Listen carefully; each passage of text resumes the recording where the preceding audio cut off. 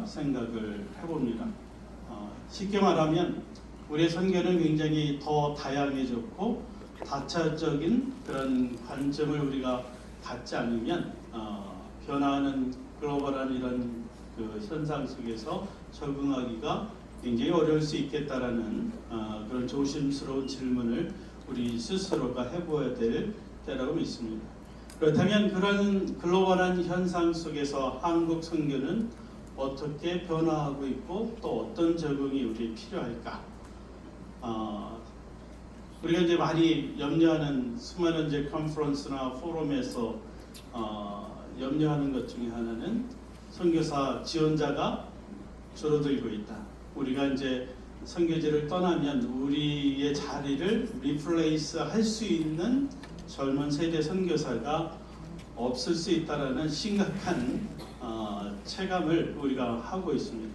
그렇다면 한국 선교는 그동안 반세기 동안 얼마나 많은 선교사를 파송했는가? 이제 숫자적인 결과를 더 중요하게 생각했던 선교의 파라다임을 그동안 가져왔고 또 그것이 한국 교회 안에 굉장히 설득력 있고 또 그것이 우리에게 선교 동력을 가져두는 요인으로 작용을 했지만 그러나 이제 더 이상 그 숫자적인 결과, 숫자적인 성장만으로는 우리의 선교를 이야기할 수 없는 시대에 와 있다라는 사실을 우리가 진지하게 바라보아야 될 것입니다.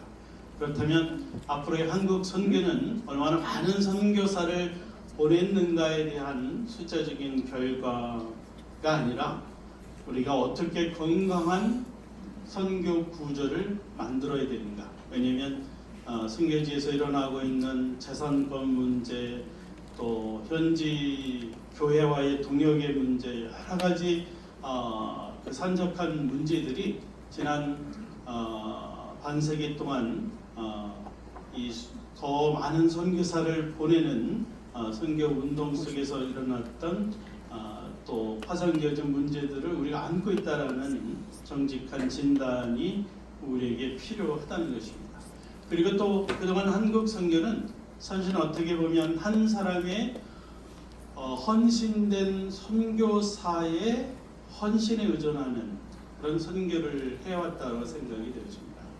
그렇다면 선교사를 세우는 교회와 훈련기관 그리고 선교사가 지속 가능한 선교를 할 수 있는 그런 구조를 한국교회가 아직 만들지 못한 미성숙함, 그 연약함이 우리 안에 있다는 사실을 우리가 정직하게 또 바라봐야 되지 않을까 생각이 되어집니다. 그래서 저는 한국 선교의 파라다임이 지속 가능한 선교를 넘어서 이제 선교의 생태계가 바뀌어지는, 그래서 어떻게 하면 선교를 지속 가능하도록 하는 그 후원의 구조를 뛰어넘어서 다음 세대를 연결시키는 전체적인 선교 생태계의 구조를 만드는 부분에 우리가 이제 생각을 해야 되는 그런 시점에 와 있다고 생각이 되어집니다. 이제 세 번째로는 한국 선교의 고질적인 또 어려움 중에 하나가 협력 선교, 팀 사역 이런 이제 부분들이 우리들의 이제 문제라고 생각이 되어지는데요. 그러나 우리에게 다가온 위기 시대에 놀라운 하나님에 대하는 하나님의 교회, 예수 그리스도의 몸된 교회를 선교의 현장에서 경험하는 것은 단순한 전략적인 문제가 아니라 선교의 본질적인 존재론적인 문제라는 교회론적인 선교관을 우리가 이제 생각해야 될 시대가 왔다는 사실입니다. 그 얘기는 뭐냐면 이제는 독불장군 또 람보 스타일의 선교가 아니라 이제는 같이 협력하고 네트워크를 만들어내는 선교로 전환하지 않으면 우리는 마치 수많은 공룡들이 함께 공멸을 했던 것처럼 한국 선교는 어쩌면 염려하는 그대로 어쩌면 공멸할 수 있는 그런 위기도 우리에게 있다라는 현실적인 사실을 우리가 진단할 필요가 있다고 생각이 되었습니다. 또 그런 의미에서 이제 우리는 우리의 선교를 이야기하는 것이 아니라 정말 선교의 주체가 하나님이라는 사실, 그래서 우리의 이야기가 아니라 하나님의 선교 이야기를 우리가 우리 선교의 현장에서 만들어내는 일을 우리 선교사들이 순종으로 만들어내야 되리라 생각이 되어집니다. 그래서 소유보다 나눔을, 경쟁보다는 협력을, 개별 사역보다는 더 큰 하나님의 나라 선교를 생각하는 그런 큰 그림을 우리 선교사들이 이제는 결단하고 만들어야 된다고 생각이 되어집니다. 네 번째 제가 고민하는 우리 모든 선교사들의 고민이 뭐냐면, 이제 우리가 떠나면 우리 자리를 누가 이어줄 수 있을까? 근데 현실적인 대답은 It's not easy. 쉽지 않다는 것입니다. 왜냐하면 우리의 다음 세대들이 우리가 생각했던 그런 선교의 열정과 이런 부분들을 경험하지 못하고 있기 때문에, 그렇다면 한국 선교의 가장 중요한 문제는 다음 세대를 어떻게 선교에 동원할 수 있는가 하는 것입니다. 그래서 우리는 단순히 청년들을 단순한 선교 후원자나 단기 사역 참여자 정도로 생각하는 것이 아니라 우리의 선교를 지속하고 다음 세대를 연결하는 선교 생태계의 가장 중요한 주인공으로 그들을 만드는 일을 해야 한다는 것입니다.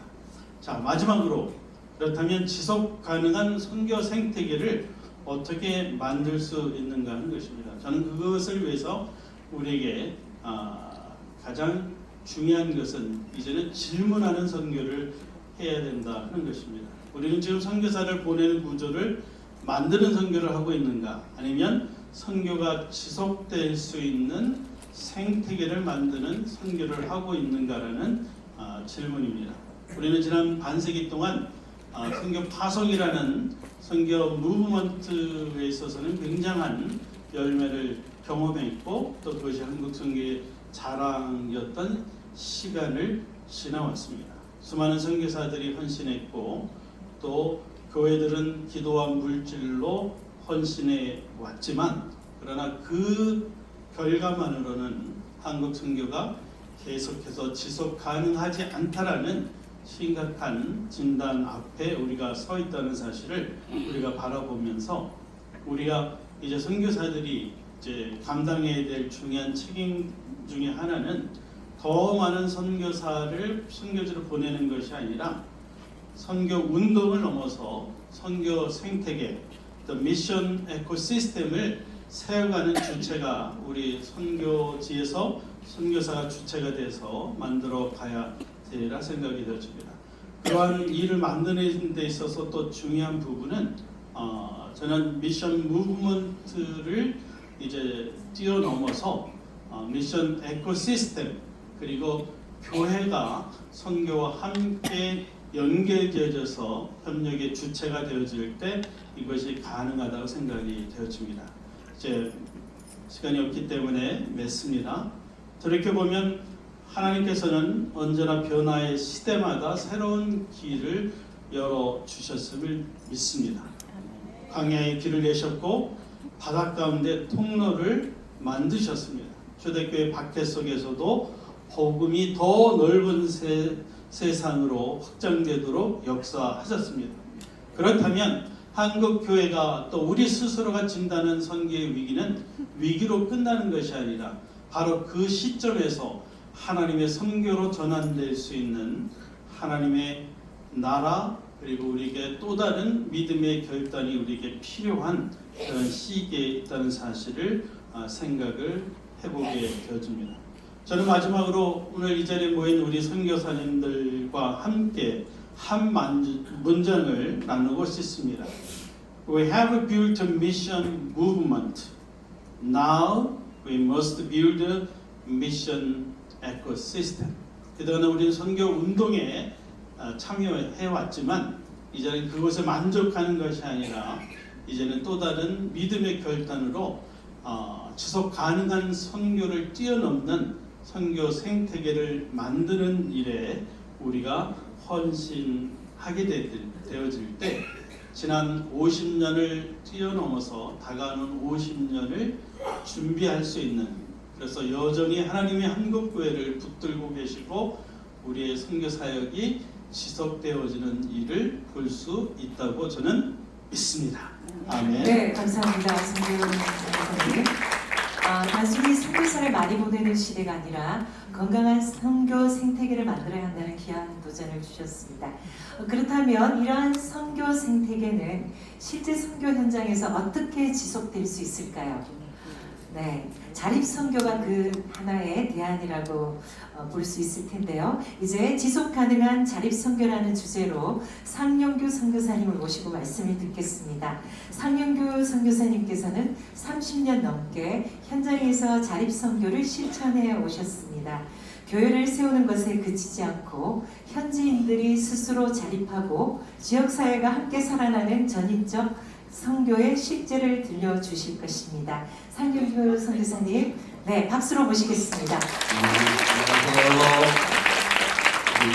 대장대마의 가족 여러분들을 주님의 사랑으로 사랑합니다.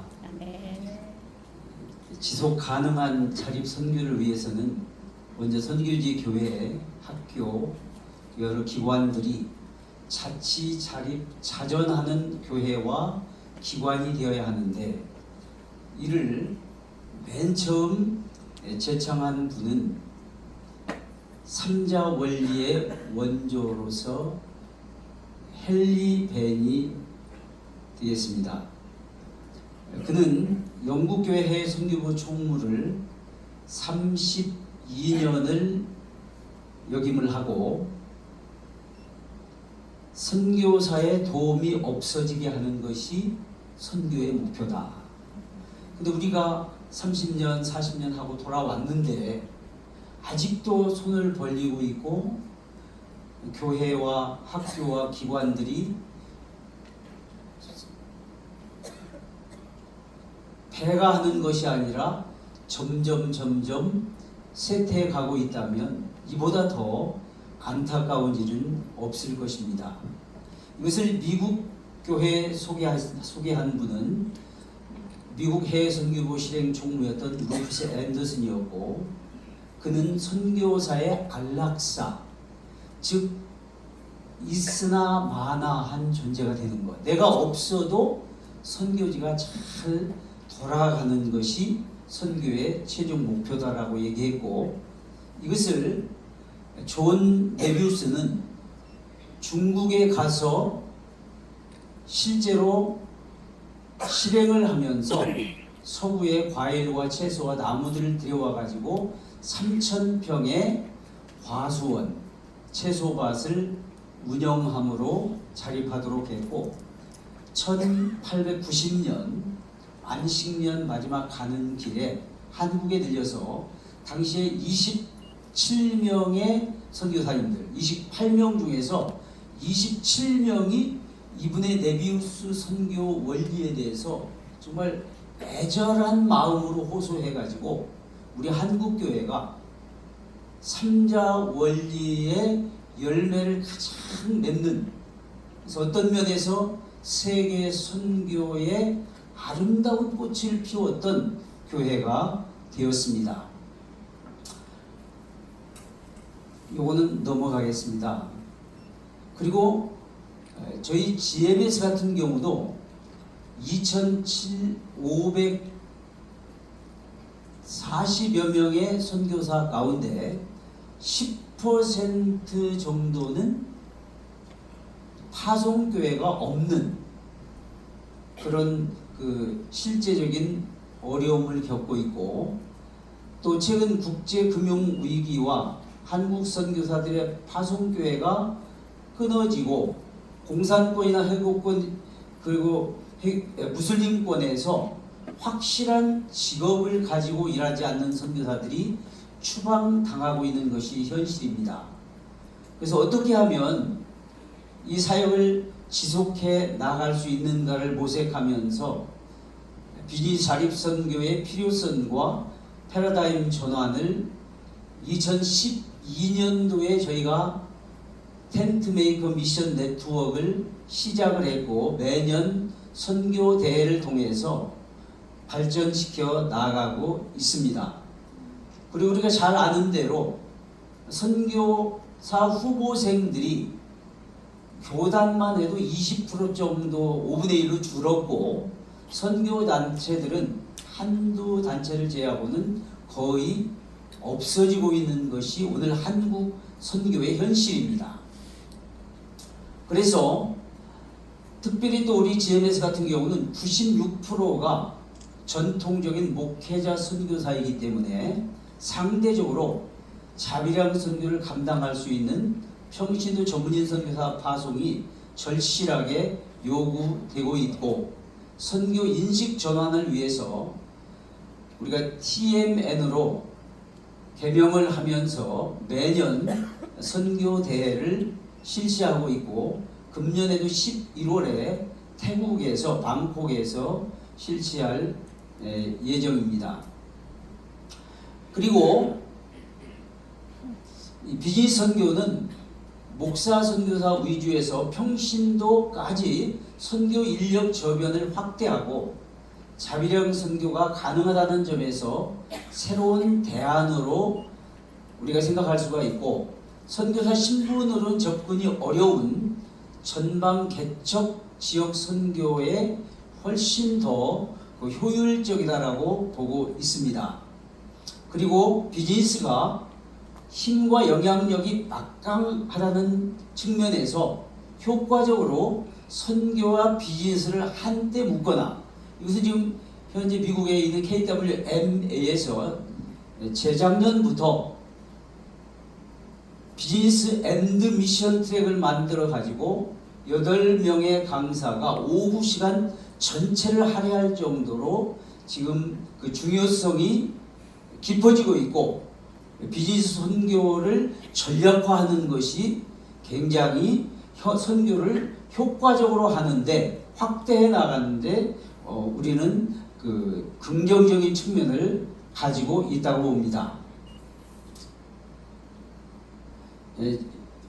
좀 4가지 문제를 한번 제기해 보겠습니다. 한국교회 선교 위기 가운데 현장에서 지속 가능한 자립 선교를 통해서 선교의 확장을 이루어갈 수 있는 방안은 과연 무엇인가? 이 현장에서의 이야기입니다.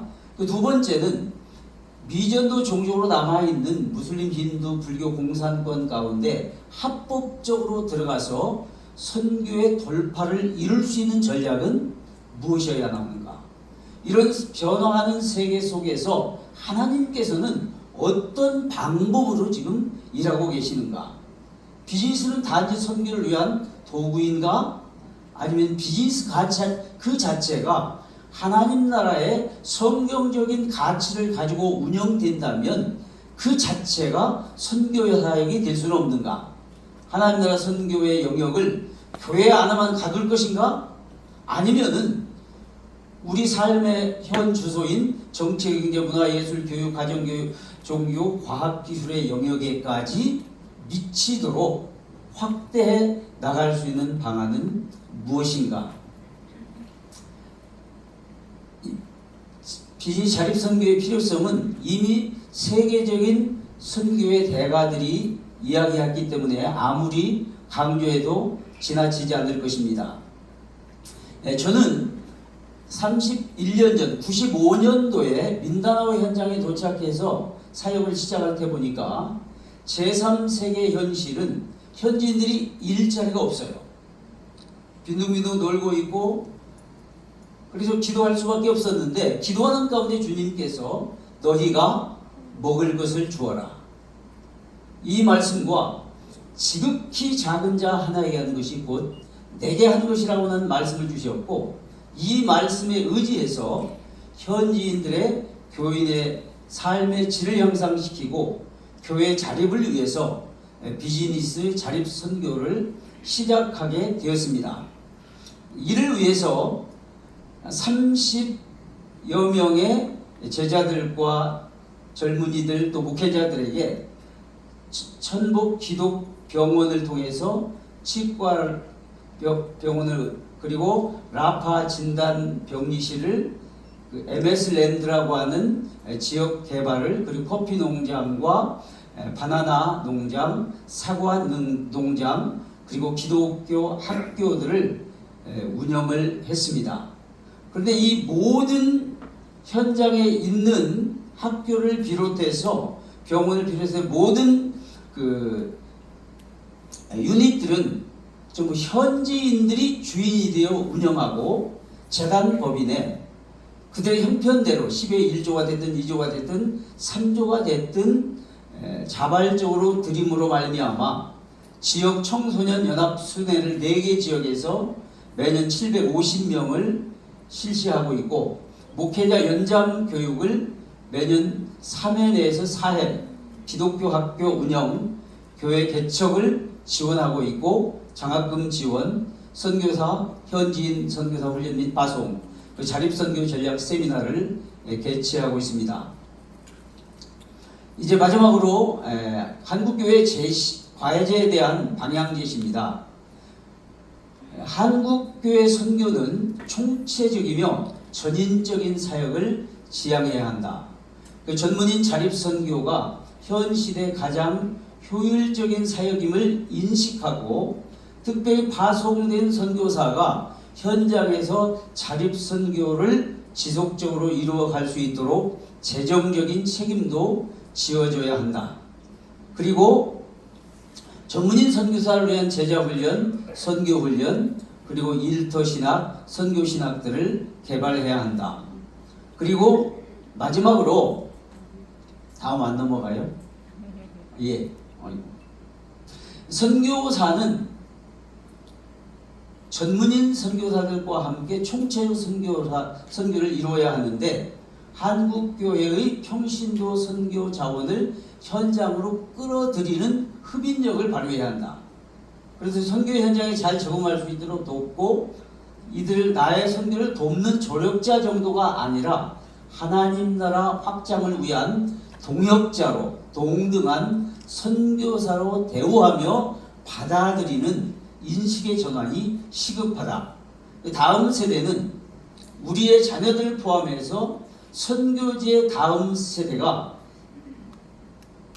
사회 전 영역에 들어가서 그 영역의 하나님 나라 가치를 확장시켜 나가는 것도 또한 선교를 확장하는 일이고, 미전도 종족들에게는 그들을 파송해서 하나님 나라를 확장하여 세계 복음화를 완성해야 될 줄로 믿습니다. 마지막 기도 영역에서는 내가 다 갈 수는 없잖아요. 그렇지만 기도를 통해서 5대양 6대주 가지 신방 못할 곳이 없고 전도 못할 곳이 없습니다.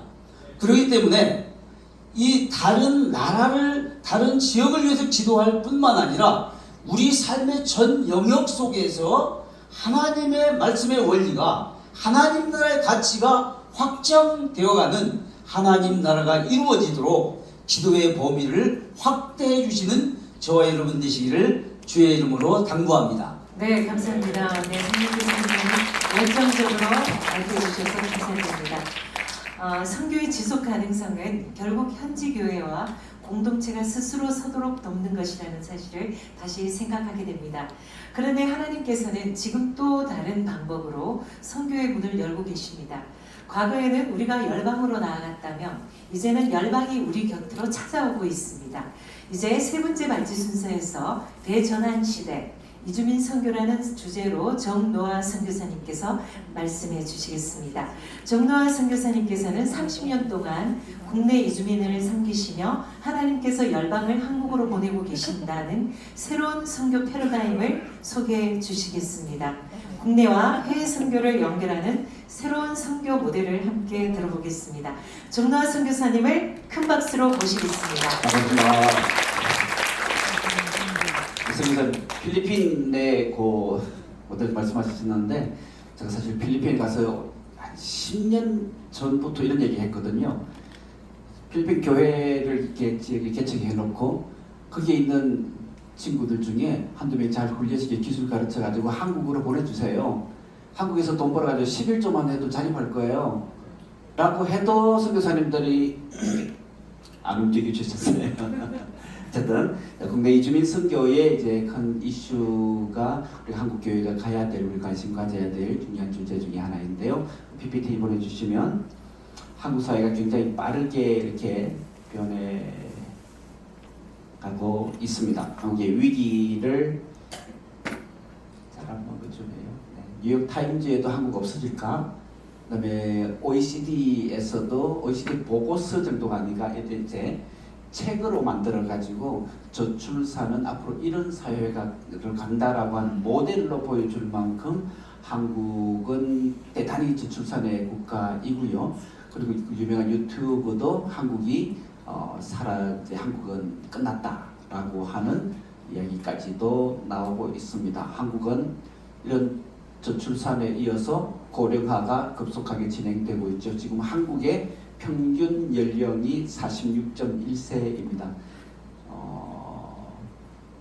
캄보디아, 베트남 주로 22세, 29세 이렇게 가는 사회에 비해 한국은 46세이고 50세 이상이 45% 이상이고 그런 사회가 지금 인구가 계속해서 그래서 외국인들이 늘어나야 되는 그런 구조로 가고 있습니다. 한국은 이미 2000년부터 2008년 자료만 봐도 세계 가장 이주민이 전 세계에서 가장 빠르게 성장한 국가이고 2023년 코로나 끝나고 나서 영국이 잠시 한꺼번에 많이 받아들여서 2위로 됐지만 지금까지 전통적으로 한국은 굉장히 빠르게 외국인들이 늘어나고 있는 국가입니다. 전에 50만 명이 늘어나는 것이 7년 걸리던 것이 5년으로 줄어들었고요. 지금은 약 3년마다 50만 명이 늘어나고 있는 그런 상황에 있습니다. 그에 반면에 한국 기독교는 주대교를 많이 보셨겠지만 이렇게 계속해서 감소할 것으로 추산되고 있습니다. 연령별로 보아도 60세 이상 쪽에만 파란색이 늘어나고 있고 그 외에 많이 젊은 층들이 지속적으로 자연 감소하게 되어 있습니다. 그런데 감사한 것은 지금 하나님께서 이곳의 젊은이들을 전 세계에서 200개 국가에서 보내주고 계십니다. 그래서 한국의 20대가 590만, 30대가 660만인데 이 중에 외국인 한국에 들어와 있는 이주민들이 60만, 70만, 지금 벌써 20대, 30대는 10명 중에 1명은 이주민입니다. 그리고 지금 여기에 우리가 와 있는 대전과학기술대학교의 학생이 4,000명 정도 수준인데 유학생이 1,450명입니다. 그것도 딱 한 국가만 와 있습니다. 베트남만 이 대학은 그렇게 했던데요. 베트남 유학생 1,500명 선교사님 한 분 들어오셨으면 좋겠습니다.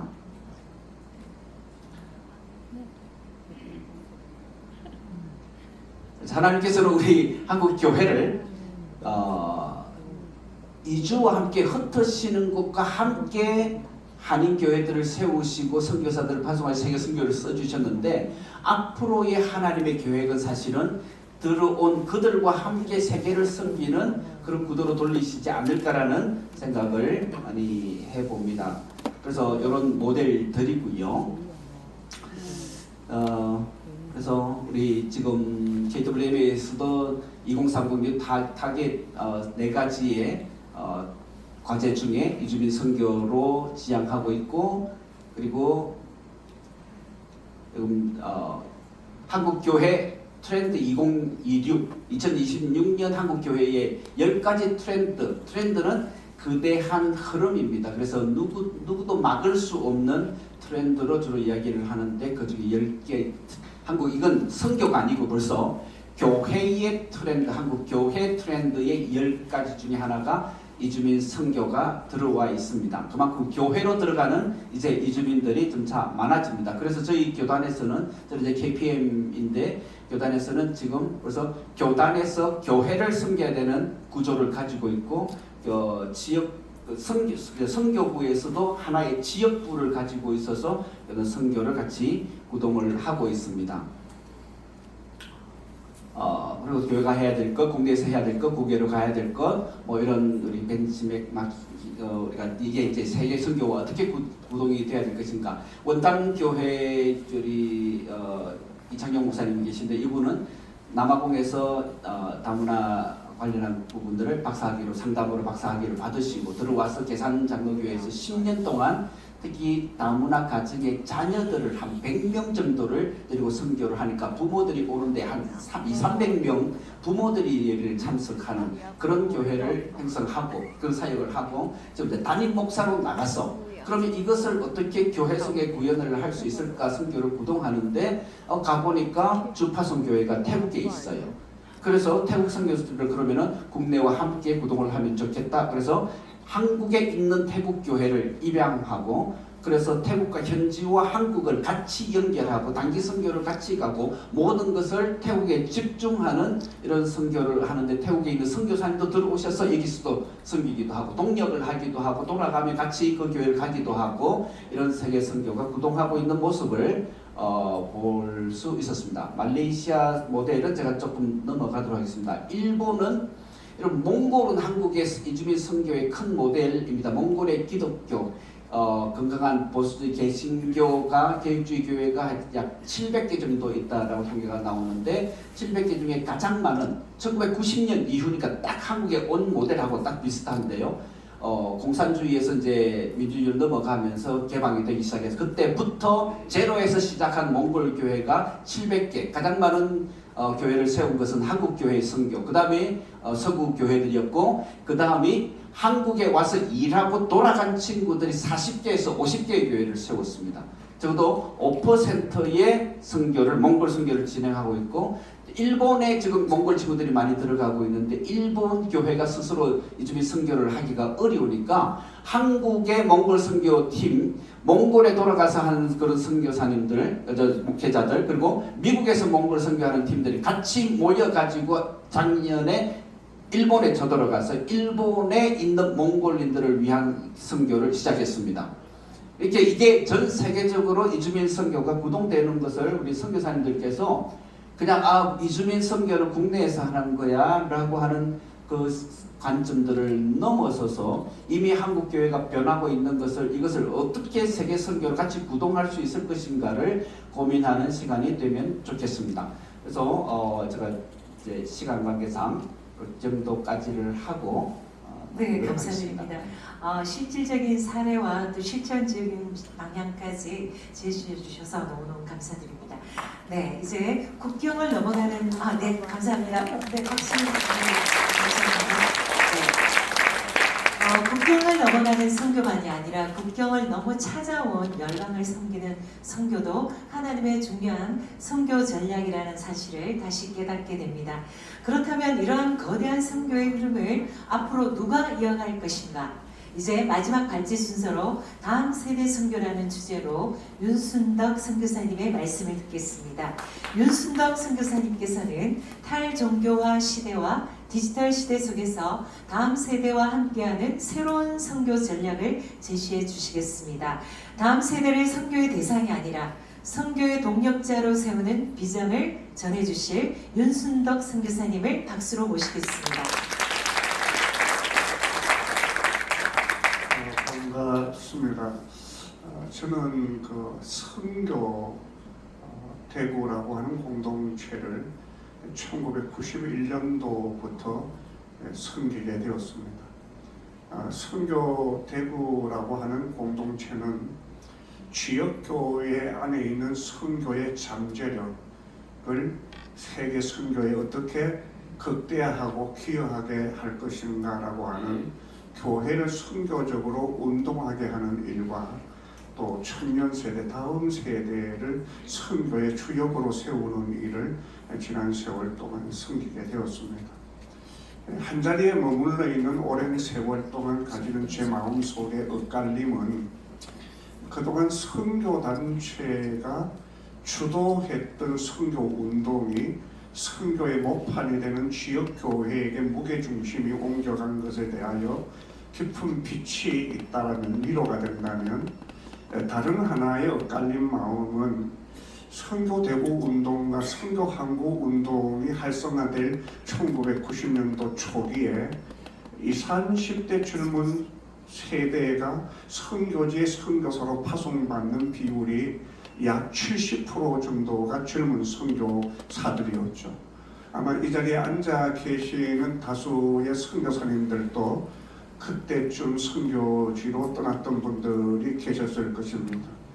그리고 2000년대 초반에 약 50%의 젊은 청년들이 선교사로 활동을 했고 2024년도 크림과 AM에서 나온 통계에 의하면 20대가 0.6% 정도 그리고 30대가 한 5% 정도가 넘어가는 전체적으로 6.5%밖에 되지 않는 그러니까 50대 이상의 선교사들의 비중이 70%에 가까운데 그 10%밖에 되지 않는 것이 청년 선교사들의 비중이라고 한다면 대단히 위기가 온 것이라고 생각이 되어집니다.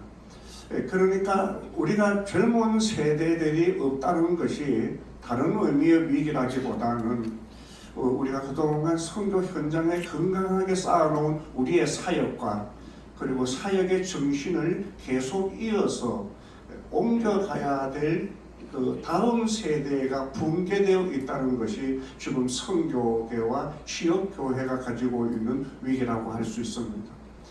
사실 우리가 경험이 많은 노장들이 선교지에 많이 머물러 있는 것은 나쁜 일이 아니죠. 건강한 일이고 아름다운 일입니다. 그러나 그보다 더 중요한 것은 그 다음에 그분들의 사역과 그분들의 정신을 개성해서 그 다음 지속적으로 이어갈 수 있는 세대가 고갈된다는 것은 엄청난 위험이 될 수밖에 없습니다. 여러분이 알다시피 지난 40년은 우리 한국 선교에 있어서 엄청난 격동의 시기였습니다. 크림 한국선교정보연구원의 통계에 의하면 파송단체뿐만이 아니라 타문화 선교사가 100명이 넘은 시기가 1980년도였습니다. 한국 선교의 선교 재고 조사를 통해서 넬슨 한국명 나일선이라고 하는 선교사님이 선교 통계를 처음 내죠. 그때가 1979년도 우리 한국교회가 해외 파송한 선교사 숫자는 93명 정도가 되었습니다. 우리가 100명을 넘긴 것은 1980년대죠. 그러고 난 다음에 본물처럼 홍수같이 선교 세대들이 일어나게 된 것을 여러분이 알 것입니다. 얼마나 많은 선교 자원이 일어났는지 선교 동원 일선에 서 있는 제 입장에서는 출구를 고민할 수밖에 없는 이 헌신자들을 어디로 다 보낼까라고 하는 고민이 한국교회와 선교단체에게 있었던 것이죠. 한마디로 말하면 선교 1세기는 우리에게 있어서 선교 평창기라고 할 수 있습니다. 양적 평창이 정말로 가득 채워졌던 1세기죠. 우리가 어떤 운동을 하든 사역을 하든 어떤 역할을 하든 간에 질량이 채워지는 일은 필수적인 일입니다. 수가 채워져야 되고 그리고 양이 채워져야 되는 것은 어떤 일을 하든지 간에 건강한 일입니다.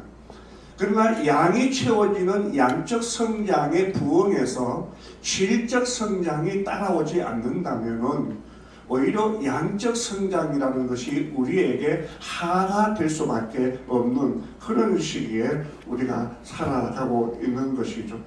그래서 여러분이 알다시피 우리에게 있어서 엄청난 어려움이 있게 된 것이죠. 여러분이 알다시피 우리가 선교에 대하여 가지고 있는 목표 지향성, 약적 성장, 현교지에 있는 여러분들의 선교적인 여러 가지 가업들을 성취하기 위하여 물량 중심적과 속도를 중시하면서 일어났던 선교지의 피폐함의 문제는 일로 다 설명할 수 없을 정도로 우리의 그림자이죠. 어쨌든 지난 40년 동안 우리에게 엄청난 변화가 일어났죠. 그러나 이런 변화와 달리 세계 선교의 흐름도 엄청난 어려움과 물길을 타고 있었습니다. 사실 우리의 선교 흐름이라고 하는 것이 우리 국내 흐름도 있고 세계 선교의 흐름도 있는 것이죠. 미래를 연구하는 사회학자들이나 미래학자들은 앞으로 부정적인 세속적 세계관을 가지고 종교가 종말될 것이라고 하는 이런 예견을 여지없이 쏟아내었지만 사실 놀랍게도 종교 부활의 시대가 일어났고 그 대표적인 것이 남쪽 사하라 사막 지역이 될 것입니다. 우리가 푸 리서치 센터에서 발표한 것에 의하면 2050년도가 되어지면 오히려 현재 기독교 인구보다도 다른 종교에 비유컨대 기독교 인구가 더 성장할 것이라고 하는 우리가 가지고 있는 체감하고 있는 종교적 신앙과 다른 평가들이 일어나는 것이죠. 그것은 바로 사하라 지역, 남방 지역에서 일어나고 있는 부흥 운동 때문에 그렇습니다. 많은 출산율 그리고 기독교 인구가 젊은 층에 포진되어져 있기 때문에 인구가 급속하게 성장되어지고 놀랍게도 여러분이 자료에 보게 되어지면 2050년도가 되어지면 현재 사하라 지역의 24% 정도 되어지는 세계 기독교 인구가 38%로 증가되어져서 세계 기독교 인구 10명 가운데 4명이 사하라 지역에 머물게 되어지는 엄청난 부흥이 일어나게 된다고 통계치가 보여주고 있는 것입니다. 이때 유럽은 16%를 차지하게 되어서 세계에서 가장 기독교 인구가 빈곤한 지역이 된다는 것이 푸 리서치 통계입니다. 이런 세계적인 종교 부흥의 흐름과 반하여 한국 교회와 한국 사회는 엄청난 위기를 가지고 있는 것이죠. 지금 우리나라의 성인 인구 가운데 51%가 나는 종교가 없다라고 말하고 있다는 것을 여러분이 직시해야만 합니다. 한마디로 말하면 종교 인구가 없는 사람이 우리 사회의 주류가 되어 있다는 것이 우리가 가지고 있는 당면한 현장인 것이죠. 거기에 비해서 교회가 가지고 있는 피폐함, 탈종교, 그리고 가난한 성도들이 증가되어지면서 교회가 가지고 있는 피곤함은 더해지고 있는 것이죠. 압축 근대화에 필요한 청년 세대의 시간, 정신적 빈곤, 더 나아가 일부 교회의 교권, 권위주의, 도덕적 실패 이런 것들이 지금 우리 한국 교회의 어려움을 보여주는 것이죠. 한마디로 말하면 영적 거인은 엘리사가 하늘로 올라가고 빈 의자만 남아있는 왕하 2장의 모습을 연상할 수밖에 없는 그런 시기를 우리가 살아가고 있습니다. 이때 우리가 이런 시기에 다음 세대를 어떻게 동원하고 자원으로 세울 것인가 라고 하는 우리가 이런 얘기를 지금 여러분과 제가 나누고 있는 것이죠. 가장 중요한 것은 인식의 변화죠. 생각이 달라지지 않으면 변화된 세상을 담아낼 수 없는 것입니다. 그 중에 제일 중요한 것은 한마디로 말하면 우리가 가지고 있는 피폐함이 어디서부터 왔는가, 그리고 이런 문제를 어떻게 극복할 것인가라고 하는 것에 대한 이해를 가지고 있어야 됩니다. 여러분이 알다시피 우리가 선교에 대하여 너무 효율성 주도, 저도 효율을 되게 중요하게 생각해요. 짧게 설교하고 교인들이 되게 열심히 움직여주기를 원하게 바라는 목회자의 마음이 있죠.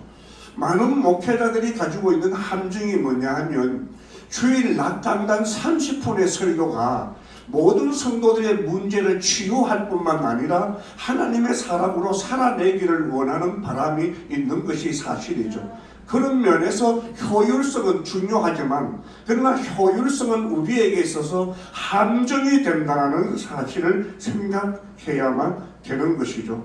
그러므로 이런 효율성이 우리 사회의 목표 부분만 아니라 속도를 중시하는 부분으로 인하여 우리가 용어를 쓰더라도 군사적 용어를 거침없이 성도계에서 사용하고 전도를 한다고 해도 전도 폭발이라고 하는 이런 가격한 언어를 거침없이 쓰는데 아무 문제의식을 느끼지 않는 사회에 살아가고 선교를 다음 세대를 이어가는 연대, 선교연대, 다음 세대가 우리의 선교를 지속적으로 이어간다는 것을 선교연대라는 말로 표현해도 되는데 선교동원이란 말을 써서 기어코 동원 예비군을 연상케 하는 이런 군사적 용어가 우리 속에 있는 것이 문제일 수밖에 없는 것이죠. 그러나 우리가 동원해야 될, 그리고 세워야 될 다음 세대들은 한마디로 말하면 수평적 소통과 개인적 의미를 중시하고 자율성을 중시하는 MZ 세대들이고 그리고 알파 세대들입니다. 이 알파 세대라고 하는 것은 새로운 세대이거든요. MZ라고 하는 것은 밀레니엄을 통과한 Z 세대라면 Z 다음에 오는 것이 I고 그리고 우리가 태어나자마자 AR을 대면하고 하고 있는 이런 사회를 알파 세대라고 하는데 이런 알파 세대들에게 우리가 가지고 있는 이런 강요, 이런 하향식 언어, 이런 동원적 균형, 근인적인 이들은 그들을 종교와 교회와 선교의 자리에서 더 멀어지게 하는 어려움이 있는 것이죠. 그리고 과거의 선교 헌신은 선교지가 떠나 평생을 바치는 돌아오지 않는 단번에 송교한 결단을 요구하는 것으로 여겼는데 지금은 한번 생각해 보는 거예요. 젊은 세대들에게 한 번 가면 못 돌아오는 선교를 연상하기보다는 그래서 그들에게 평생 직장의 개념이 사라지고 극심한 불확실한 상황 속에서 현대 청년들이 살아가고 있는 그들에게 어려움을 살고 있는 그들에게 일상의 헌신을 요구한다는 것이 과연 효과가 있을 것인가라고 하는 것을 질문해야만 하는 것이죠. 사랑하는 여러분, 우리가 부름이라고 할 때 특별한 부름을 받아 특수한 지역에서 특별한 종족을 대상으로 사역하고 있는 바울과 바나바도 필요하지만 그러나 여러분이 알다시피 하나님이 우리를 세우셨을 때 에베소서 4장에 하나님의 몸을 세우고 봉사를 하는 일과 베드로전서 2장에서 만인 제사장으로 우리를 불렀다고 할 때 우리의 일상에서 하나님의 몸을 세우는 일과 더 나아가서 사람들을 그리스도로 접붙임 당하게 하는 제사장직 사역이라고 하는 것은 특수한 선교사들의 부름 말고 모든 성도들에게 있는 하나님의 부름이라고 하는 이런 선교적 부름이 더 시급한 시기가 된 것이라고 생각할 수가 있습니다. 실천적 전략으로는 먼저 비즈니스 선교와 뱀의 통합하는 일들이 시급하게 일어나야 됩니다. 바함이 되든 뱀이 되든 전문인 사역이 되든 이것이 하나가 되어져서 더 고도화되어져야 된다고 하는 것이 저의 생각입니다. 극심한 취업난과 경제적 생존 계정에 내몰린 청년들에게 직장과 캐리어를 포기하고 무작정 선교지로 나가려고 하는 요구는 비현실적인 것이고 가혹한 일일 수밖에 없는 것이죠. 뱀은 직업 자체가 선교의 수단이 아니라 선교의 현장이라고 하는 이런 자각과 깨달음을 통해서 우리가 어디서든지 간에 하나님의 부름을 감당할 수 있다라고 하는 뱀 선교를 구체적으로 전문화하고 극대화하는 일이 대단히 중요하다. 두 번째는 온라인 사역이 더 개척되어져야 된다는 것이 저의 생각입니다. 나아가 오늘 옆에서 우리 정노아 선교사님이 말씀하신 것처럼 우리가 의도하지 않았지만 나가야 만날 수 있는 그들이 제발로 우리 곁에 와 있는 이 일은 우리가 의도하는 일이 아니라 하나님이 우리에게 주신 기회예요. 그분께서 행하신 하나님의 선교의 상징하고 있는 일이기 때문에 어느 때보다도 우리 곁에 와 있는 이들을 구체적으로 섬기는 일이 대단히 중요합니다. 저는 말씀을 마무리하면서 실질적으로 좀 우리의 선교와 다음 세대를 일으키기 위한 재원을 4가지 정도로 짧게 좀 얘기하고 싶어요. 첫 번째는 우리가 서구 선교가 가지고 있는 사역과 사역의 철학을 우리가 그냥 받아들였던 이전에 대한 비판적 의식을 좀 가지면서 우리가 의도하지 않는 선교가 뭐예요? 우리가 선교의 파송국 제2대 국가가 되었다 이런 얘기를 합니다만은 우리가 3분의 2 세계 소위 말하면 서구교회를 제외한 선교의 주도권이 서구교회가 아니라 비서구교회로 이동한 것이 이미 오래고 비서구교회에서 한국교회가 차지하고 있는 비중이 그 중에 어떤이라면 3분의 2 세계 교회가 우리를 좀 모방하고 따라올 수 있는 선교의 모델을 우리가 만들어야 되는데 우리가 하고 있는 선교의 모델은 돈이 없이는 아니 서구교회와 세계적으로 10개 나라 이상은 모방할 수 없는 정말로 황금으로 치부하고 있는 이런 선교를 오염시켜서는 안 된다는 게 저의 생각이죠. 그래서 우리는 자국인 우리가 가지고 있는 소위 샷이나 칼을 조금 더 다듬고 3분의 2 세계 세방화, 소위 말하면 모든 세계가 쫓아오고 따라올 수 있는 그런 선교를 구체적으로 실행해 가는 일이 우리가 해야 될 모범입니다.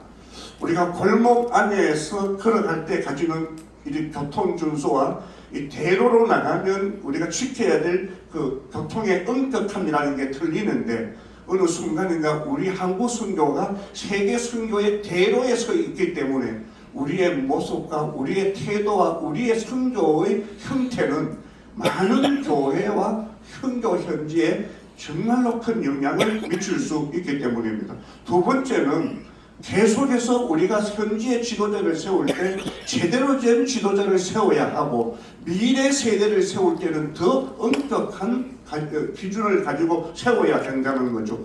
EPIC라고 해서, 여러분 지금 앞으로의 세대들은 주입식 교육이나 강요되어진 교리를 따라가는 자들이 아니죠. 오늘 제가 다음 세대를 얘기하면서 제 마음속에 찔림이 있는 것은, 저는 아들이 둘인데 내가 놓은 아들 둘이도 내 말을 안 듣는데 내가 어떻게 다음 세대에 대하여 이런 도전을 할 수 있을까 내려오면서 내 마음속에 찔림이 있는 거예요. 한마디로 말하면 저의 첫 아들은 91년도 태어났고 둘째 아들은 92년도 태어났는데 91년도도 놀라운 세대지만 92년도는 완전히 새로운 종족입니다. 첫째 아들과 둘째 아들을 대할 때 저의 태도는 대단히 조심스러워요. 그러니까 다른 종족인 것이죠. 이제까지의 방식과 구방도를 통해서는 움직일 수 없는 세대인 것이죠. 이들은 구체적으로 경험해야 되고 구체적으로 자기가 참여해야 되고 자기가 느껴야만 하고, 그리고 공동체적인 전술을 통해서 이들을 세워야 하는 것이죠. 그리고 여기 앉아 계시는 시니어 선교사님들이 많이 계시는데, 저는 여러분들이 선교 현지에서도 계속 배우는 기회를 가져야 하고, 또 모국안에 돌아왔을 때도 계속 배움의 기회를 놓치지 말아야 됩니다. 이것은 선교 사역뿐만 아니라 여러분들의 일생의 삶을 위해서도, 저는 최근에 최고 고민이 되어지는 것이, 우리 선교부에 은퇴하는 선교사들이 매우 많은데 그분들이 은퇴 이후에 준비된 선교사님들은 지속적으로 이 땅에서도 그분의 삶들을 아름답게 드릴 수 있는 모습을 너무 많이 보기 때문입니다. 마무리로 저는 한류를 얘기하고 싶습니다. 많은 선교사들이 한류를 자랑하기 전에 한류가 오만해지지 않도록 여러분들이 더 중심을 기울여야 됩니다. K-POP, KU 중요합니다. 어떤 지역에는 그것이 아름다운 도구도 될 수 있고 복음을 전하는 문화의 높이를 낮출 수도 있지만, 이것이 우리 한국교회의 오만한 선교와 더 나아가서 제국주의 선교를 선교 현장에 보여주는 것이라면 대단히 위험하다. 오히려 우리가 현지어를 배우기보다는 현지인들에게 한국말을 먼저 배우라고 강요하는 이런 어거지가 선교 현장에 있다는 것이 아픈 것입니다. 어떻든 선교의 미래 세대를 세우는 일은 미래 세대와 죽음의 기성세대가 단절되지 않는 붙어있는 세대입니다. 우리가 보여주지 않고는 그들을 세울 수가 없습니다. 총체적인 선교, 전인 선교, 회복해야 될 복음의 진수를 먼저 우리가 살고, 그리고 우리를 보고 있는 다음 세대가 이 복음의 맛을 누려갈 수 있도록 지속적으로 섬겨가는 우리의 가업이 남아있다고 생각이 되어집니다. 감사합니다. 네, 감사합니다. 네, 기존의 선교 용어에 대한 제보와 또 앞으로의 새로운 선교 방향성을 잘 정리해 주셔서 감사드립니다. 오늘 네 분의 말씀을 한 문장으로 정리하면, 시대는 변했지만 하나님의 선교는 계속되고 있다는 것입니다. 송재영 선교사님은 선교의 새로운 방향을 말씀해 주셨고, 상윤규 선교사님은 지속 가능한 선교의 방법을 제시해 주셨습니다. 그리고 정노아 선교사님은 하나님께서 지금 열어가시는 새로운 선교 현장을 소개해 주셨고, 윤순덕 선교사님은 그 사명을 이어갈 다음 세대를 세우는 비전을 말씀해 주셨습니다. 이제부터는 네 분의 발제를 하나로 연결해서 함께 토론하는 시간을 갖겠습니다. 본격적인 진행에 앞서 미션 토크가 더욱 은혜롭고 유익한 시간이 될 수 있도록 몇 가지 협조를 부탁드리겠습니다. 질문을 하실 분들께서는 내용을 미리 요약 정리하셔서 1분 이내로 간단하게 말씀해 주시면 감사하겠습니다. 부득이하게 1분을 초과할 경우에는 원활한 진행을 위해서 음향 감독님께서 음악으로 시간을 알려드릴 텐데요. 음악이 들리면 네, 이 음악입니다. 네, 이 음악이 들리면 기분 나빠하지 마시고 질문을 빛의 속도로 마무리해 주시면 감사하겠습니다. 또한 오늘 토론은 진행자의 질문뿐 아니라 발제자들 간의 대화와 여러분의 질문을 통해 함께 만들어가는 시간입니다. 서로를 존중하며 적극적으로 참여해 주시면 더욱 의미 있고 풍성한 미션 토크가 될 것입니다. 행사가 원활하게 진행될 수 있도록 여러분의 많은 협조를 부탁드리겠습니다. 이제 질문하실 분들께서는 손을 들어 표시해 주시면 스태프분들이 마이크를 전달해 드리겠습니다. 질문은 성함과 소속을 간단히 말씀해 주신 후에 1분 이내로 말씀해 주시면 감사하겠습니다. 네, 질문 있으신 분 손을 들어 표해 주시면 감사하겠습니다. 네. 네, 지금 손 들으셨나요? 임경철 점장님? 아니십니까? 네. 그러면 질문을 준비하시는 동안에 제가 좀 몇 가지 우리 발제자분들에게 좀 여쭤보도록 하겠습니다. 첫 번째 발제해주신 송지영 선교사님, 네, 선교사님께서는 한국 선교가 지금 매우 중요한 전환점 앞에 서 있고 이제는 얼마나 많은 선교사를 파송했는가 보다 어떻게 건강한 선교 구조를 만들어 갈 것인가를 고민해야 한다고 말씀하셨는데요. 그렇다면 한국 선교와 선교단체가 파송 중심의 선교에서 선교 생태계 중심의 선교로 전환하기 위해서 가장 먼저 점검해야 할 부분은 무엇이라고 생각하시는지 말씀해 주시면 감사하겠습니다. 저는 한국 선교가 그동안 관심을 많이 가졌던 부분들이 선교의 그 하드웨어를 구조를 만드는데 굉장히 많은 에너지를 쏟았던 것 같아요. 그래서 교회 처치 플랜팅이 교회 건축이 되어버리고 또 사람을 세우는 일들이 학교나 센터를 세우는 일로 이렇게 전환되어졌다면 이제는 정말 그 build people 사람을 세우는 이제 본질적 이제 선교에 우리가 이제 초점을 맞추고 이렇게 전환이 돼야 된다고 생각이 되어지고요. 두 번째는 선교의 평가를 우리가 무엇을 남겼는가 저는 그 중심에 있어서는 결국은 현지인이 되어야 된다고 생각이 되었습니다. 초기 우리 한국 선교사들이 우리 한국 교회 지도자를 세우는 일을 통해서 한국 교회가 세워졌던 역사적인 시사점이 분명하게 있기 때문에 결국은 우리가 세워야 될 것은 건물이 아니라 결국은 현지의 지도자 그리고 현지 교회와 동역하는 구조가 남겨지지 않고서는 지속 가능한 선교는 불가능하다 이렇게 생각이 되었습니다. 네, 감사합니다. 빌더 피플이라는 말씀이 굉장히 인상 깊게 남습니다. 사역보다는 사람이 우선이다. 네, 이렇게 이해가 됩니다. 우리 상영규 선교사님께 좀 질문을 드리고 싶은데요. 그동안에 여러분들 질문 준비해 주시면 감사하겠습니다. 선교사님께서는 자립선교의 핵심은 선교지의 교회와 또 기관이 자치 자립 자전하는 공동체로 세워지는 것이라고 말씀하셨습니다. 선교 현장에서 자립을 시작할 때 가장 먼저 세워야 할 것은 무엇이라고 생각하시는지 말씀해 주시면 감사하겠습니다. 첫째는 저는 그 성경의 복음 위에 한 사람 한 사람을 바르게 세워가는 것이 하나의 그 토대가 된다라고 말씀드리고 싶고요. 그 다음에는 이제 제3세계가 거의 다 마찬가지인데 우리가 해줘도 다고다고 끝이 없어요. 해주면 해줄수록. 그리고 얼마나 많이 쏟고 당하고 선교사님들이 힘들었는지 몰라요.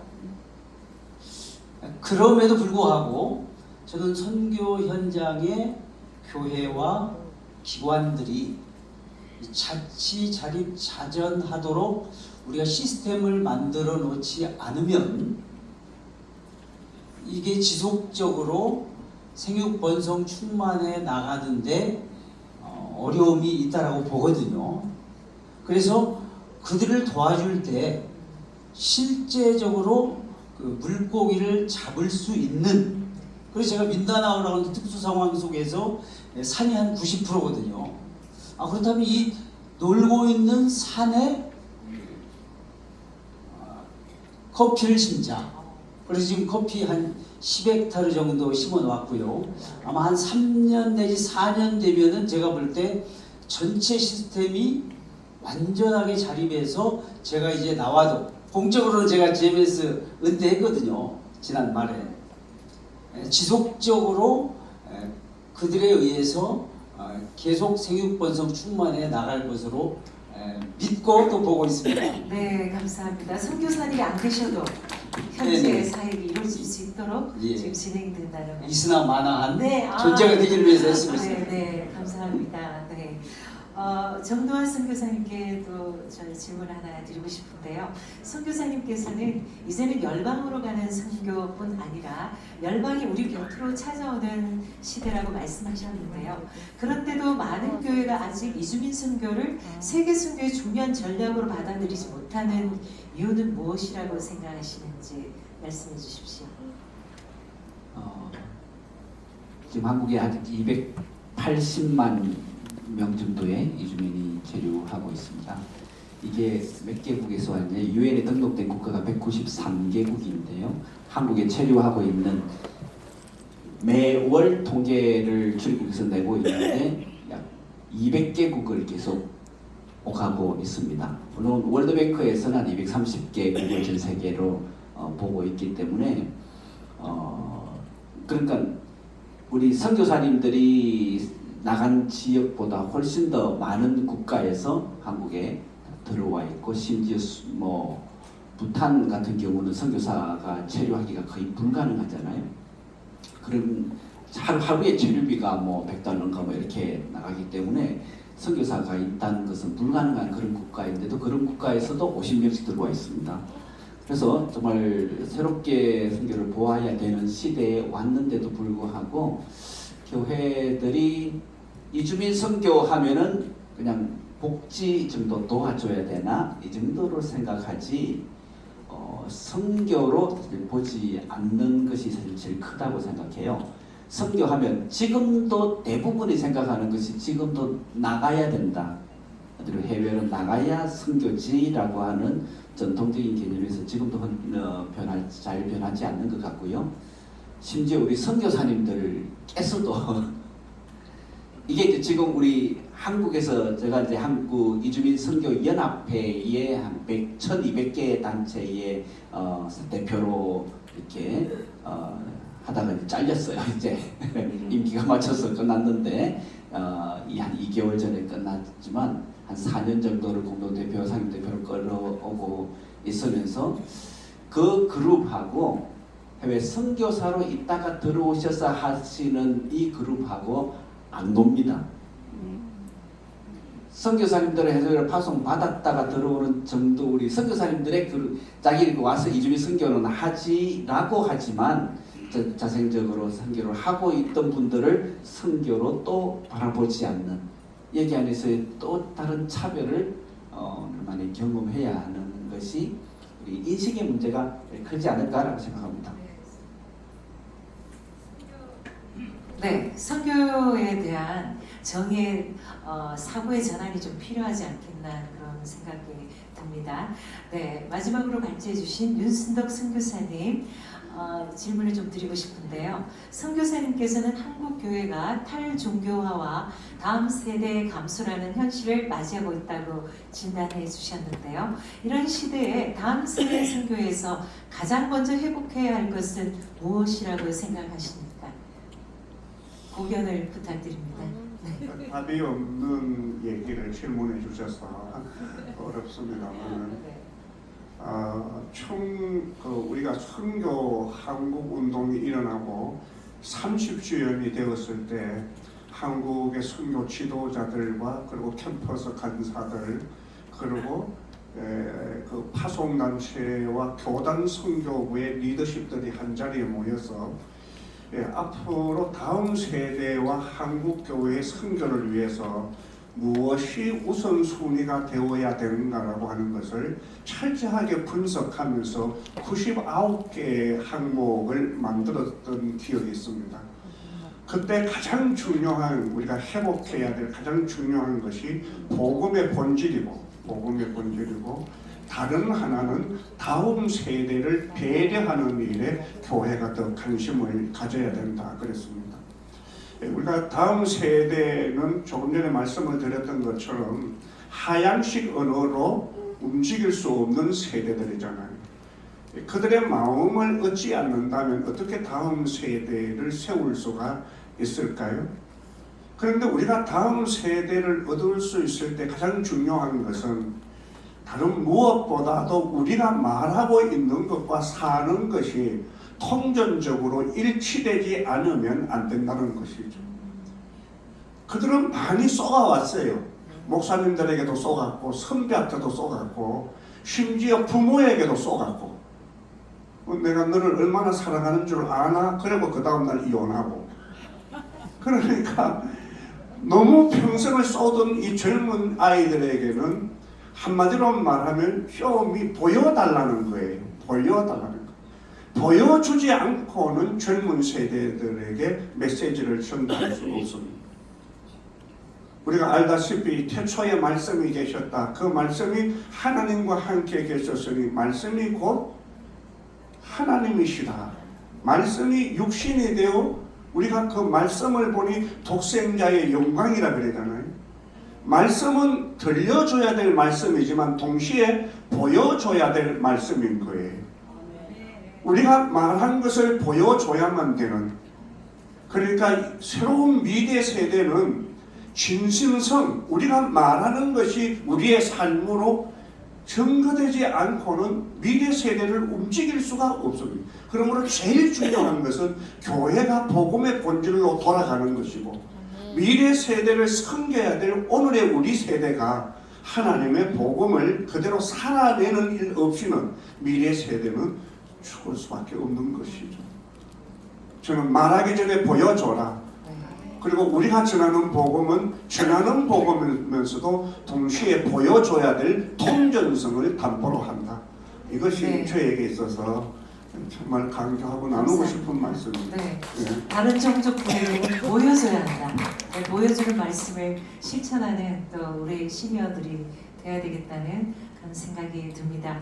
네, 혹시 질문 있으신 분? 네. 네, 우리 김형옥 권사님. 네. 마이크. 네. 예, 반갑습니다. 저는 일본 나리타에서 살고 있는 평신도 김형옥 권사입니다. 오늘 같이 참석해서 귀한 말씀 너무 감사합니다. 저는 일본에 지금 저 나리타에 살고 있는데 주민이 한 12만 중에서 외국인 지금 동남아 유학생들이 한 8,000명이 들어오고 있어요. 때를 지어가지고 일본에 와서 취업도 하고 취업을 하기 위해서 공부를 해야 되니까 그 학원들이 지금 너무 많이 들어서서 저녁에 나가면은 발을 못 디딜 만큼 애들이 많이 돌아다녀요. 근데 그 애들이 보면은 저녁 시간에 가면은 너무 불쌍한 거야. 갈 데가 없어서.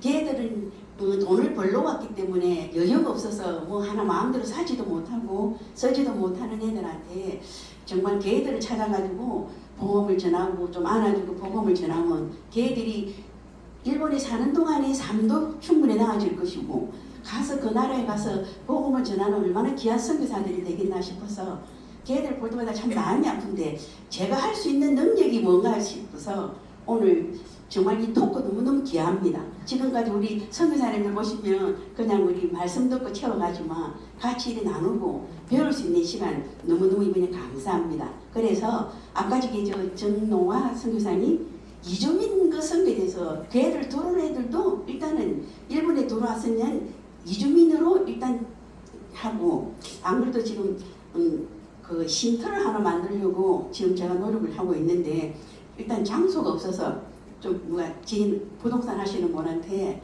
지금 예약을 해가지고 그 부동산이 나라에서 세금도 그 가게를 하면은 할 수 있도록 어떻게 하면은 나를 책임자로 안 쳐라. 나는 상담도 했고 가방도 만들고 내가 다 가지고 해줄 테니까. 죄송합니다. 빛의 속도로 전님 네, 질문 그래서 지금 하나 전님. 준비는 하고 있는데 뭔가 일본 사람들도 마음을 안 내려고 합니다. 골치가 아프고 첫째는 골치가 아프고 두 번째는 경비가 되니까 근데 어떻게 애들을 안을 수 있고 이주민 애들을 어떻게 도울 수 있는 방법이 없을까? 한 수 부탁드립니다. 네, 정노환 선교사님께 네, 앞으로 질문하실 분들은 어느 선교사님께 질문한다는 말씀을 미리 좀 해주시면 감사하겠습니다. 네. 권사님 제가 일본 잘 모릅니다. 근데 일본 제가 이제 1인 정책이 전공이어서 일본 정책도 늘 연구를 하는데요. 일본은 한국과 너무 다른 이제 저런 형태를 가지고 있고 또 한국은 들어오는 것을 굉장히 힘들게 하지만 일본은 들어오는 것은 쉽게 열어놓고 거기서 들어와서부터 계속 공부를 해 나가서 그래서 그 언어가 계속 발달되지 않으면 비자를 연장해 주지 않는 정책을 가지고 있기 때문에 계속 공부하는 것이 있을 것입니다. 그렇게 하려면 먼저 일본의 시스템에 대해서 사실 잘 아셔야 돼요. 그분들이 도대체 어떤 분들인가. 한 가지만 조금 말씀드리자면 제게 계속해서 거슬리는 단어가 하나가 있었는데요. 말씀하실 때 개들을 어떻게 도울까. 대상을 그렇게 보시면 벌써 이제 불쌍하고 내가 도와야 될 사람 아닙니다. 한국에 들어와 있는 이주민들요. 저희 센터에 일주일에 보통 한 200~300명씩은 항상 이렇게 지나가는데 저보다 잘 살아요.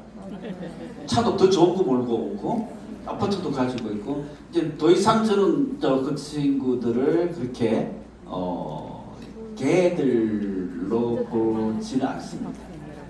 물론 도움이 필요하겠죠. 그렇지만 그 시각은 아직도 내가 도와줘야 되겠구나가 아니고 이제는 권사님도 이주민이잖아요.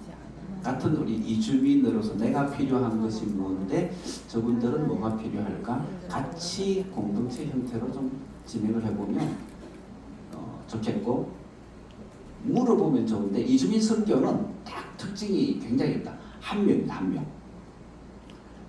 그 나머지 공동체 연결성은 그 친구들이 다 가지고 있습니다. 나와 통하고 내가 영향을 줄 수 있고 나를 좋아할 수 있는 내가 도와줄 수 있는 한 명만 하나님께서 붙여주십사고 기도하시고 그분을 통하면 그러면 그 친구도 뭐가 필요하니 이렇게 해서 그러면 그 친구들이 다 비슷하기 때문에 다 연결해서 많은 친구들이 연결되리라고 생각합니다. 네, 감사합니다. 한 영혼을 건네서는 위해서 다시 한번 이주민 선교든 우리가 교회 사역이든 모든 것에서 한 영혼에 대한 관심과 사랑이 중요하다는 생각을 다시 한번 하게 됩니다. 혹시 또 다른 질문? 네, 네, 말씀해 주십시오.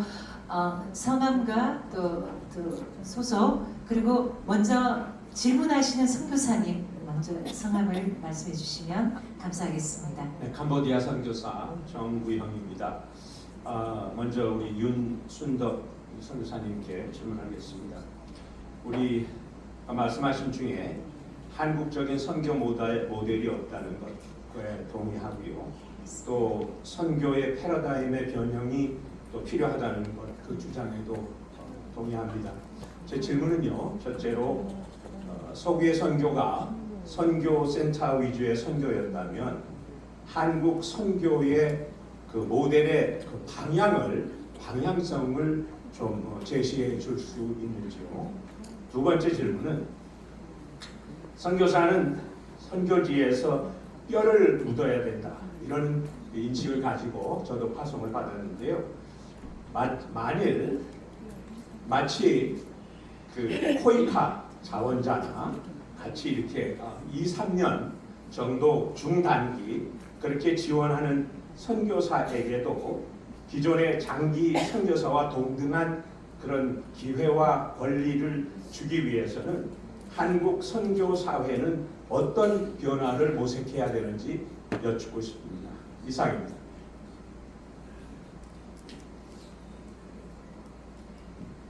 그것을 제가 대답하라고요? 선교사님의 질문을 제가 들으면서 얼마나 고민하시고 계시는가라는 생각을 해보게 됩니다. 저는 우리에게 많은 모델이 있어요. 우리 앞에 많은 모델이 있는데 제가 파키스탄의 펜잡이라고 하는 종족을 사역하고 있는 아시아 리더십들을 만나다가 현지에 있는 비소비 소위 말하면 이제 종교 지도자가 저에게 자기가 하고 있는 이 땅에서의 대부분의 사역은 한국에서 배운 거라고 그러더라고요. 그게 셀처치예요. 우리 구역 모임이었어요. 근데 우리는 이것을 소중하게 못 여기고 있는데 놀랍게도 한국 교회의 이런 구조를 선교 현지의 교회가 교회를 든든하게 세우는 것으로 가지고 가 있는 것이 너무 감사하고 또 저는 이제 오늘 자립선교에 대한 이야기도 나왔지만은 사실 우리 교회 한국 교회가 자립선교의 모델로서는 세계의 으뜸입니다.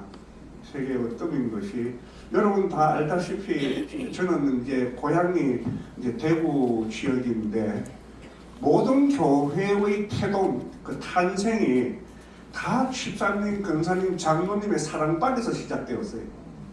어느 집사님 사랑방에서 5명 모여 개척 예배드리다가 그리고 1년 지난 다음에 비좁아서 옆에 공터를 사서 벽돌로 예배당 짓다.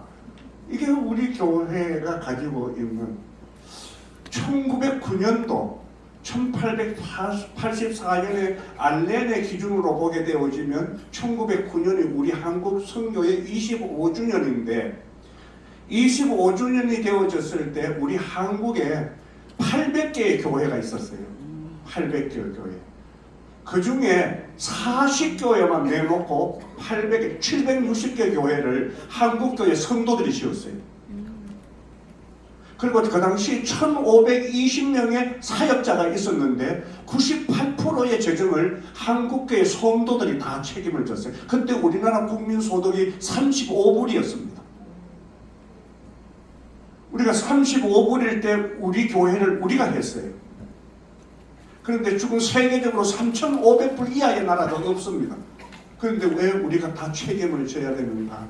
저는 그 선교의 방향에 대해서 얘기할 때 저는 조금 더 긍정적이고 적극적으로 좀 풀터닝 미션이라고 하는 360도 선교를 좀 했으면 좋겠다.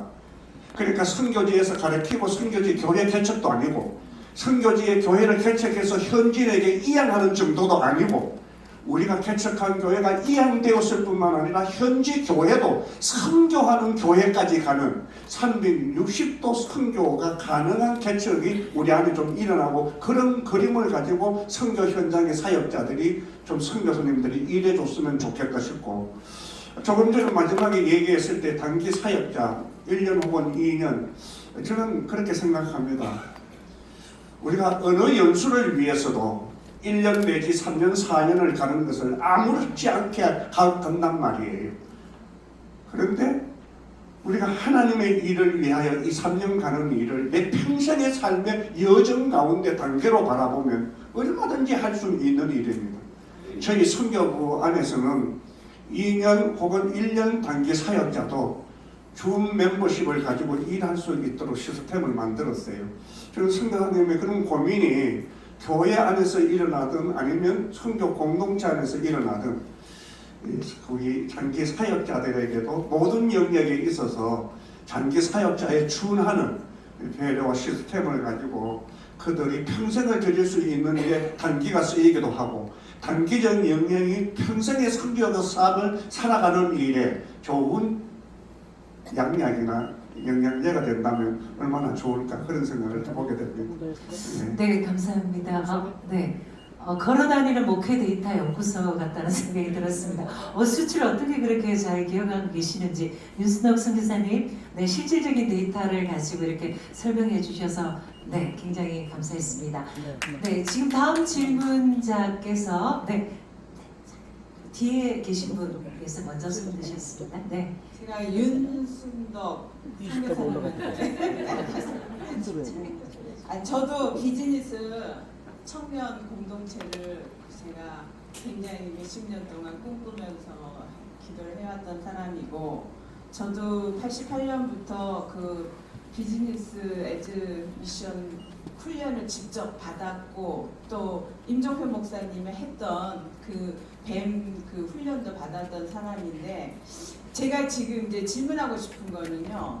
지금 다음 세대가 지금 계속 나오는 것이 우리나라의 그 청년 다음 세대인지 아니면 해외에 거쳐 있는 그 다른 나라 이주민들에 대한 그런 얘기인지 그게 명확하지가 않아서 그거는 이제 제가 이제 물어보고 싶은 거고요. 또 하나는 지금 이제 글로컬라이제이션 시대에서 가장 중요한 비즈니스 선교는 다음 세대 제자 훈련에서 어떤 역할을 할 수 있고 또한 EPIC 그 모델의 그 실제적인 비즈니스 현장에 적응한다면 어떤 모습이 되는지 이 두 가지가 제가 제일 궁금해요.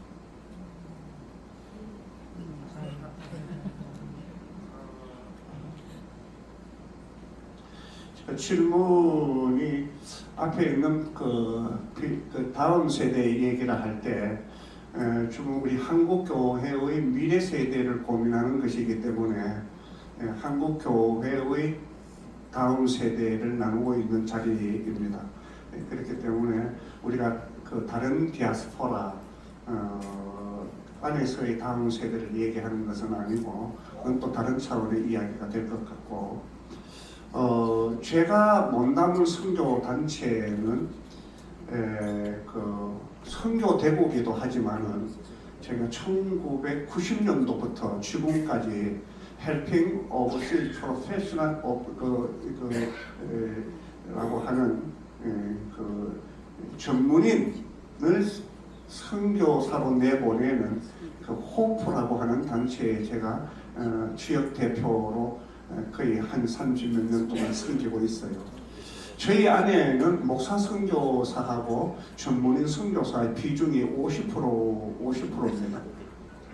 그래서 사실은 전문인들 가운데는 이제 일반 전문인들도 있지만 고도의 전문인들도 있어서 뭐 국가대표 이제 스포츠 국가대표 선수들이라든지 의료인들이라든지 대단히 이제 이름만 들어도 유명한 분들이 많이 계셔서 그분들 스스로 외국에서 지도자 활동을 하고 또 사업을 하면서 충분히 충당되어지는 자비랑이 되어지기도 해요.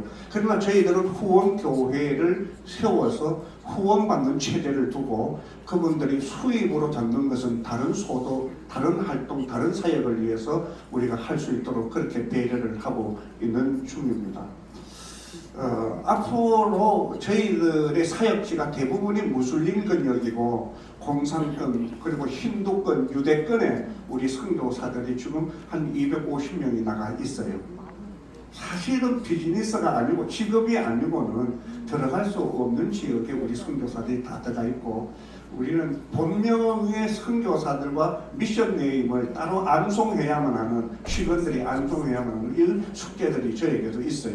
그리고 그것이 시기 때때로 이름이 바뀌기 때문에 잘못하면 혼동이 될 때도 많이 있어요. 저는 이제 이렇게 생각합니다. 정말로 바울과 바나바는 선교 전략적으로 필요합니다.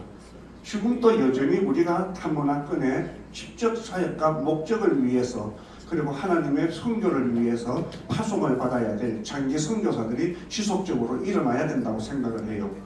그러나 여러분이 알다시피 우리 한인 디아스포라가 이미 800만 명이 넘어요. 그리고 182개국에 분포되어져 있고 800만 명이 넘을 때 10%만 기독교 인구라고 하더라도 그것이 80만이고 80만 가운데 10%만 선교적 삶을 살아줘도 8만 명이 돼요. 지금 우리 한국 교회가 지치도록 보내도 지금 다 교회들마다 선교하는 교회가 다 지쳐 있잖아요. 죄송합니다, 선교사님. 다 지쳐 있는데 예. 자, 여기서 죄송합니다. 예. 죄송합니다. 이게 제가 제한된 시간이 있기 때문에 그렇게 흘러가야 될 경향성이에요. 예. 네, 죄송합니다. 네. 지금 세 분이 또 손들고 계시는데 저희가 남은 시간이 10분밖에 없어서 제가 사회자 권한으로 제 말씀을 끊어서 죄송하게 생각하고요. 저희 이 시간에 마무리하고 난 뒤에 우리 발제자분들 좀 시간이 되시면 남아서 좀 식사하시면서 좀 대화를 나눠주시면 어떨까 싶습니다. 괜찮으실까요? 윤순덕 선교사님? 네.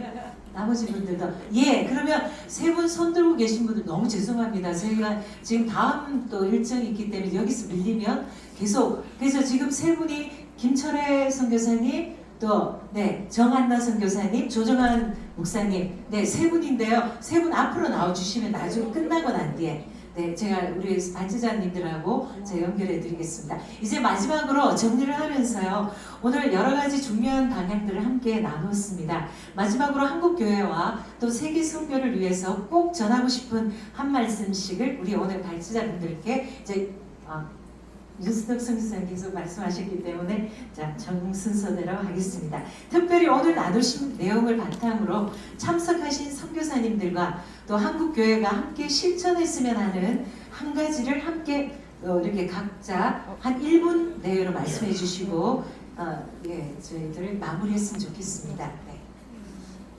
네.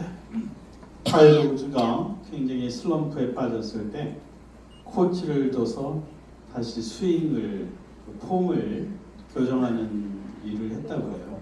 저는 선교 위기라고 했을 때 저는 우리가 해야 될 가장 중요한 것은 선교의 본질이 무엇인가를 다시 재정의하는 것에서부터 시작돼야 된다고 생각합니다.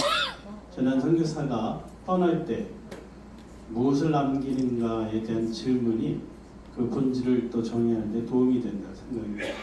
예수님이 12명의 이름을 남겼듯이 선교사가 떠났을 때 건물과 센터와 또 사역의 내용들이 아니라 그 민족을 껴안고 살아가는 현지인의 이름들이 남을 때 우리는 선교사의 이름은 사라져도 현지인들의 이름이 역사 속에 기록되어지는 일을 할 때 저는 선교가 이루어진다고 믿습니다.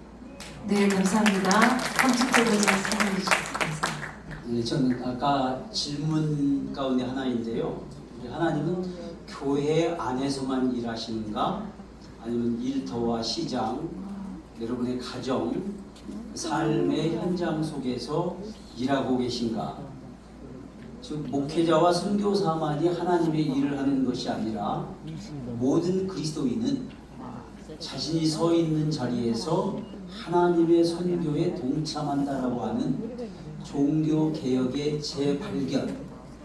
그래서 지금까지 우리가 가지고 있었던 신앙과 일과 선교를 분리하는 것이 아니라 비즈니스 영역까지도 거룩한 영역이 되고 사업가는 돈 벌어서 헌금을 내는 사람이 아니라 그 사업 자체를 하나님 나라의 가치를 가지고 경영하고 그리고 마케팅하고 모든 것이 누가 보아도 다르다라고 하는 그 선교의 주변인이 아니라 주체가 되도록 교회에서 만들어주고 그래서 선교를 삶 전체에 참여하는 하나님의 사역으로 재정의하는 것이 우리 한국교회가 우리 성도들을 일터 선교사로 세울 뿐만 아니라 파송해서 비즈니스가 이루어지는 삶이 이루어지는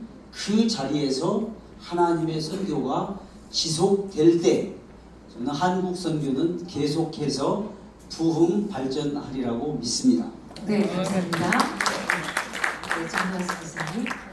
네, 우리 비즈니스나 이런 거 이야기할 때 하나님은 모든 영역에서 일하신다라고 말씀하신다면 이주민 선교사로서 하나님은 모든 곳에서 일하신다 라고 말하고 싶습니다. 정말 이 시대는 그 대전환의 시대라고 얘기했듯이 대이주의 시대이고 정말 많은 사람들이 이동하면서 살아가는 시대입니다. 특별히 도시화율을 이번에 이제 KWMC의 뉴욕에서 모였는데 그게 제가 도시 속 열방이라는 이제 세션을 코디로 섬기고 하면서 한국과 유럽과 독일과 미국의 상황들을 가지고 같이 토론을 하면서 도시 속의 열방, 그러니까 도시잖아요. 전 세계 지금 도시 개념을 살짝 바꾸어서 지금 제 도시를 발표를 했는데 전 세계 사람의 80%가 도시에 살고 있다. 즉 옛날에 미전도로 들어갔던 그 친구들 젊은이들이 다 도시로 나오고 있고 그 사람들이 이제 전 세계로 이동하면서 다닙니다. 그래서 우리 선교사님들 여기 한국에 들어와서 꼭 뭐 이주민 선교 관심 가지는 것이 아니라 선교사님들 있는 곳곳에서 이주해 나온 사람들 그리고 또 다른 나라에서 우리 특별히 일본 사례도 정말 좋은 사례라고 생각합니다. 저희 교단 선교사님도 그 이야기합니다. 일본에서 선교를 하고 일본 교회를 하고 있으면서 어떻게 하면 주변에 들어와 있는 이주민들을 섬길 수 있을까 전략들을 보내주십시오 라고 많이 이야기합니다.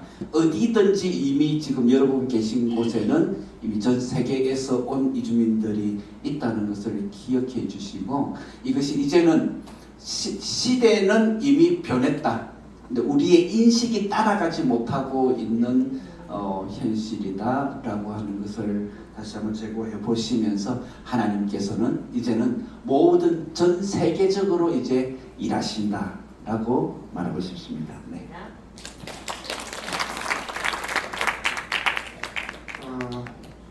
우리가 21세기를 시작해서 26년째 살고 있잖아요. 참 생각해보면 한국 교회 선교는 20세기 후반에 참 열정을 다해서 최선을 다했던 선교 현장이고 한국 교회였습니다. 그런데 우리가 섬겼던 우리의 선교의 환경과 또 현장은 19세기 정신을 이어받아서 최선을 다해서 섬겼던 시간들이었습니다. 그런데 21세기를 이제 우리가 섬기면서 알게 되는 것은 우리의 정신과 전략적으로 여러 가지 부족하고 또 회복되어져야 된다는 것을 깨달으면서 많이 당혹하는 시간을 저도 보내고 있고 선교사님들도 보내고 있다고 생각이 되어집니다. 저는 선교사님들과 한국 교회가 시대와 상황을 좀 건강하게 섬기고 있는 변화를 여러분이 좀 적극적으로 맞았으면 좋겠다 싶고 여러분의 미래와 그리고 선교 현장을 축복합니다. 네, 감사합니다. 결국 오늘 미션 토크가 우리에게 던지는 질문은 하나로 귀결되는 것 같습니다. 하나님께서는 오늘 이 시대에 어떻게 복음의 지경을 넓혀가고 계시는가? 그리고 그 답 역시 분명한 것 같습니다. 하나님께서는 교회와 선교단체가 함께 협력할 때 현지 교회가 자립하고 또 건강하게 세워질 때 우리 곁에 온 열방을 품을 때 우리 곁에 온 열방을 품을 때 그리고 다음 세대를 선교의 동역자로 세울 때 복음의 지경을 넓혀가고 계십니다. 오늘 함께 나눈 귀한 통찰과 제안들이 여기에서 끝나는 것이 아니라 각자의 선교지와 교회 그리고 삶의 현장에서 실천으로 이어지는 출발점이 되기를 소망합니다. 귀한 발제를 해주신 네 분의 선교사님께 다시 한번 감사의 박수를 드립니다. 네. 함께해주신 모든 선교사님들과 목회자님 그리고 참석자 여러분들께도 진심으로 감사드립니다. 제5회 KWMI 세계선교대회 열방을 향한 비전 미션 토크를 이것으로 모두 마치겠습니다. 감사합니다. 하나님께서 여러분의 사역과 걸음마다 함께 하시길 축복합니다. 네, 고맙습니다.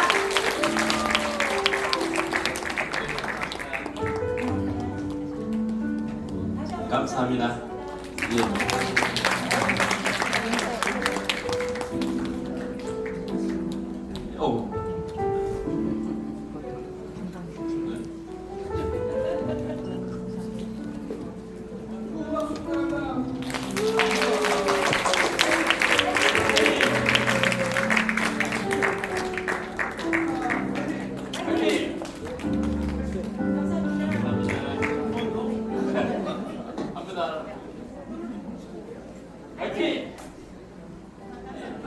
감사합니다. 네, 마이크. 네, 지금 앞에 질문자분들. 네, 앞으로. 아, 네. 예. 네, 이쪽으로 오셨어요. 아까 질문하시겠다고 손 드신 분들 여기 오시면 지금 예, 광고 말씀드리겠습니다. 지금 저녁 식사가 17시 30분, 그러니까 5시 반부터 시작이 되는데 오늘 저녁 식사 시간에는 사역위원회별 저녁 식사입니다. 그래서 여러분들이 사역위원회별로 모여서 같이 저녁 식사를 하시게 됩니다. 저희 우리 KWMI 안에는 8개의 사역위원회가 있습니다. 첫 번째 사역위원회는 디아스포라입니다. 디아스포라. 이주민 사역들 관심이 있으신 분들은 우리 디아스포라로 나가시는 분들은 지금 나가시면 좋겠습니다. 디아스포라 사역, 예, 관심 있는 분들은 지금 나가셔서 같이 식사에 참여해 주시고, 두 번째 사역위원회는 무슬림입니다. 무슬림 사역에 관심 있는 분들은 우리 지금 무슬림 사역위원회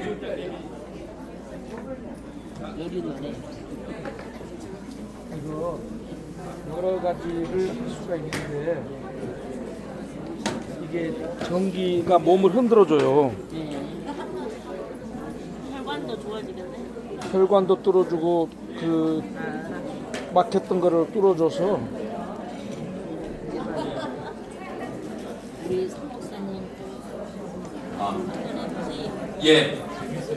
이게 선교지 현장에 그리고 우리 한 3개 정도만 무슬림은 우리 강유섭 선교사님 따라가서 모여주시면 감사하겠습니다. 네, 문서 선교 사역팀은요. 제가 조금 가격은 있지만 제 앞으로 이쪽으로 저를 중심으로 오시면 되겠습니다. 예, 다시 말씀드립니다.